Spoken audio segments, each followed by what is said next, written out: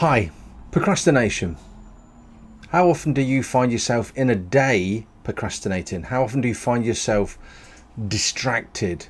Find yourself in a situation of being a little bit deluded by artificial importance and urgency? Procrastination is one of the real big perils of business success, and it can rob your time before you've even realized it, before a blink of an eye. What can you do to shift from the peril of procrastination to feeling empowered, to high levels of productivity? And I think when you start to reflect on procrastination in your own work, in your own daily routine, then look at it in terms of the team, look at it in terms of the wider context of your business. Procrastination helps nobody. But there's an interesting point, because procrastination is driven by psychological urges. And there'll be something that drives that urge for you to shift away from what you know that you want to do.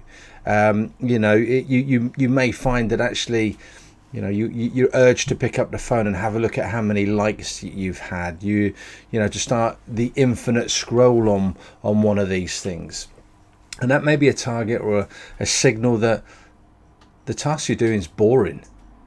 So how do you overcome that? It might be that you're being challenged by your team. I mean, how many of you in business are the busiest person? First in, last out. How many of you are the default setting to answering the questions of your teams, to giving such clear direction that it becomes flabbergasting every time they come back wanting more? And the challenge there is probably because you've educated them. And so we end up, giving lengthy explanations. We end up talking them through, and actually, do you know what, sometimes you end up doing their job, procrastinating for them, and actually not getting to what it is that you need to do. So procrastination is a killer for your time, and now you've got to start to take control.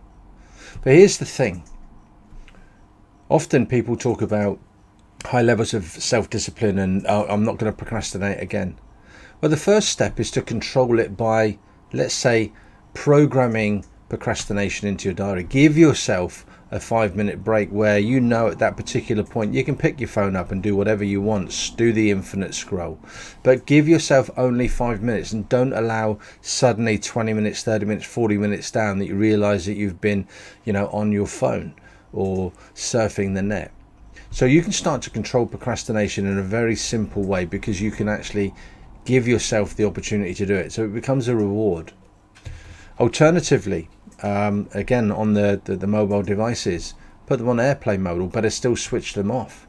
On your computers and your laptops, turn off all of the notifications so that you're not being interrupted.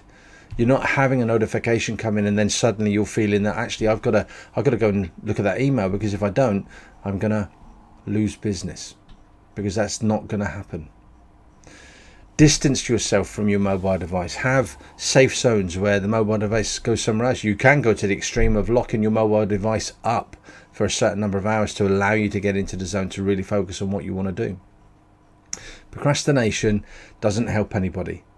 We want to spend at least 20% of our business week in the zone, working on important aspects of developing the strategies for growth in your business.